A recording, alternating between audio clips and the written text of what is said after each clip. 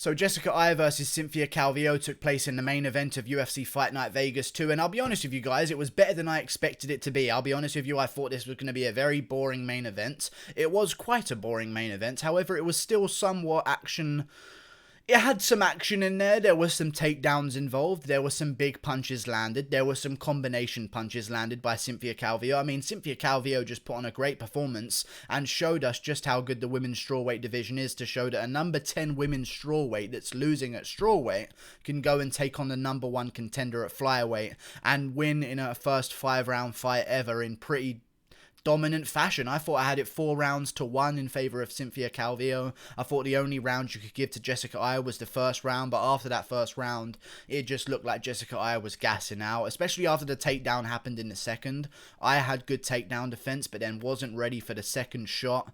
That's where the momentum changed. I started to gas out. She also started to not take shots too well as the fight went on, and her arms came down, stopped defending her chin. She started getting rocked a little bit by some shots that maybe you shouldn't be getting rocked with from Cynthia Calvillo, because she didn't look like she was putting too much behind him, but Jessica Eye was reacting badly to a lot of those shots, and that could be down to the weight cut. However, I did pick Jessica Eye to win this fight. I thought she was going to win it by decision, get it done in a very close way against Cynthia Calvillo, but then I saw the weigh-ins, and I put my parlay to finish with a cheeky little bet on Cynthia Calvillo, and all of my parlay came true. I bet Espinoza to win, I bet Andre Fili to win, I bet Charles Rosa to win as an underdog, I bet the person who beat the shit out of Hannah Cyphers to win, whatever her name was, Agapova or something, she was an absolute savage, and then I bet on Cynthia Calvillo to finish it off after I saw the weigh-ins. There's no way I can keep my fucking parlay on Jessica Eye. It just wasn't worth it to me. I switched it last minute.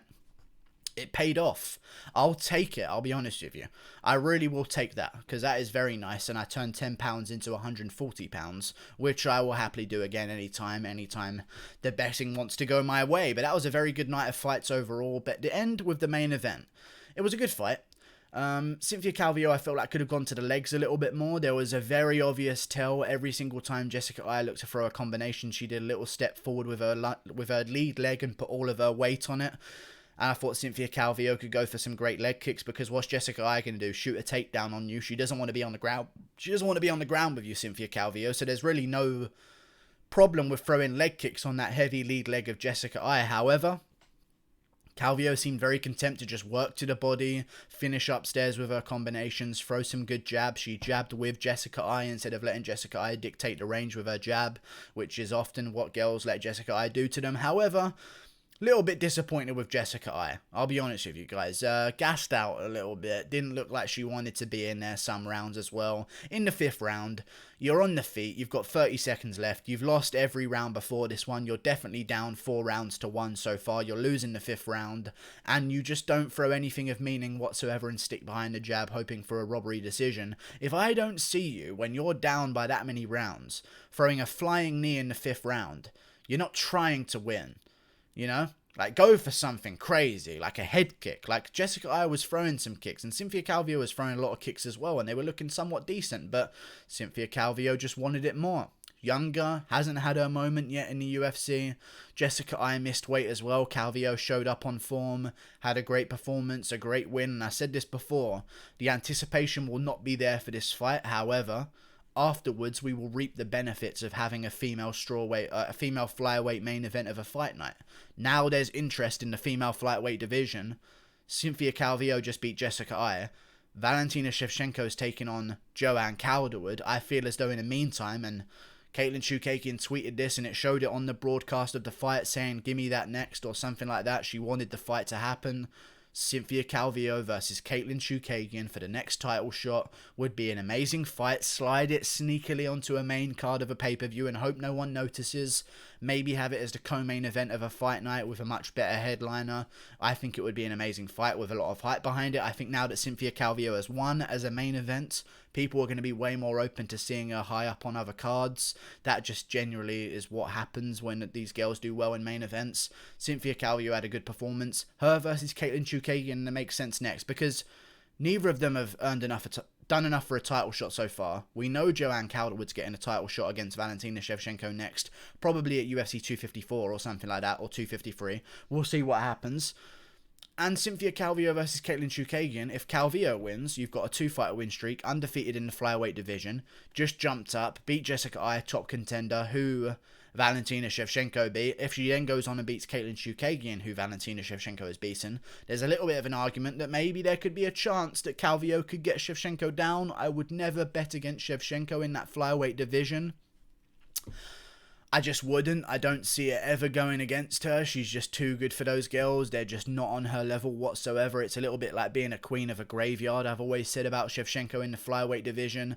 Whoever the next opponent is kind of just like the next sacrifice. Right now, it's Calderwood. I feel as though Chukagian, Cynthia Calvillo would be great next, because that way, even if Chukagian wins, big name, fighting a big female name as well in Cynthia Calvillo now, who's just won in the main event. Chukagian beat Antonina Shevchenko, Shevchenko's sister. Then she beats a top contender with a decently big name right now. That would sell as a title fight. Not sell, but it would be somewhat interesting to see that. Surely Caitlin Chukagian has showed some involvement in her game, especially if she goes out there and out-grapples Cynthia Calvillo. I'm sure that would be a much more interesting rematch between her and Shevchenko if we know that her grappling has improved. I just think Shevchenko destroys everyone in that division, so it's kind of tough being a female flyweight right now. But hey, that female flyweight division is, yeah, we just learned a little bit about the skill level of that division and how much credit are we going to give Shevchenko here, because when a number 10 person from a division below goes up and beats the number 1 person in the division above, and this isn't like Anthony Smith running through the division and eventually ending up at the top. This is straight away going from outside the top 10 at strawweight to number 1. Okay, just to give you some kind of clarity here, let me go through some other rankings and let me give you that thought exercise with some other divisions. Like, let's say Uriah Hall, number 10 at middleweight, is going up to fight John Jones, or not John Jones. Well, John Jones is number 1 because Dominic Reyes is champion in my eyes. He beat John Jones, but Dominic Reyes, that's just not going to happen. But let's do something with a 10 weight differential. Nate Diaz going up to fight Robert Whittaker. That's not going to go well. You know, like, I just don't like that. And you look at the lightweight to welterweight, you know. Diego Ferreira going up to fight Gilbert Burns right now at welterweight. Like, there's no other division you can look at and see that comparative, if that's even a word. But now we know how good the strawweights are. I wouldn't mind some other strawweights making a jump up. Even Joanna Jędrzejczyk, listen. She might not have done well against Valentina Shevchenko, but she landed some shots. She didn't get finished. She went 5 rounds. She made it somewhat competitive, even though she got beat every round. She had some moments where she landed some strikes. I'm sure if Joanna Jędrzejczyk doesn't want to work her way back to a title shot at strawweight, she could make a quick jump into the women's flyweight division and take on the winner of Jennifer Maia versus Vivian Araújo. I'm sure that would be a decent fight. I think some of these women's strawweights should be watching what just happened with Cynthia Calvillo versus Jessica Ai and thinking, hang on a second. Alexa Grasso's just made the jump up as well. I'm going to make a jump up because I reckon I could whoop up on that fucking empty division of absolute terrible fight. Not terrible fighters, but, you know, they're not the best in the world once that happens. So I think all of these Claudia Gadelias that might be a little bit chunky at strawweight now, looking to put on some mass. Tatiana Suarez, let's say her title run at 125 or 115, doesn't work out and she loses her next bout in a title elimination shot. Who knows? Maybe she would like to jump up as well. I think that a lot of women's, even in the bantamweight division, that aren't too big, are going to be looking at the flyweights now and thinking, I could make a run at that. And I'd like to see it happen. I think that was a good main event. Well, it wasn't a good main event, but it was better than I thought. It was somewhat decent. It had some moments. Calvillo was just dominant on top. I had no answer once that Calvillo took her down. I was looking good in the first round, but just couldn't keep it up. And that fucking weight cut. Don't miss weight in the main event of a fight night. You should not be main event of a fight night. And for you to miss weight, and not only miss weight, but Joanne Calderwood came out and said that she heard that I was missing weight by 4 pounds and pulled on the towel underneath at the weigh-ins. That's not good. Joanne Calderwood wouldn't just say something like that. She's got a title shot. She's not looking for a fight with Jessica Ai, to be honest with you. So Joanne Calderwood has no reason to lie. Someone must have told her that they saw that I was overweight by 4 pounds and was looking to trick the system. I just don't think it looks good for Jessica Ai right now, to be honest with you.